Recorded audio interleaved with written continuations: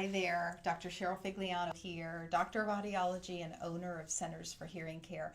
What I want to talk to you about today is why you need to get a hearing test done, even if you have a mild amount of hearing loss. You see, what we've learned is that your hearing and your cognition go hand in hand. Recently, studies have come out from Johns Hopkins University and Dr. Franklin that tell us that untreated hearing loss, even at mild levels, have an increase of 40% of a risk factor of developing early onset dementia. Google it.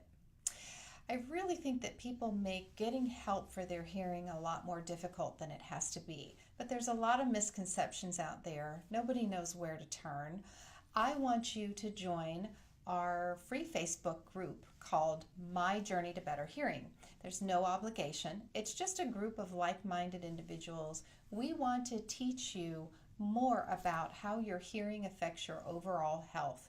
Risk factors of hearing loss, things you don't think about, like sugar diabetes, kidney disorders, thyroid problems, circulation problems, even some ototoxic or poisonous to the ears medications. I hope you'll click on the link below, join our group, learn more about your journey to better hearing. I hope to see you there.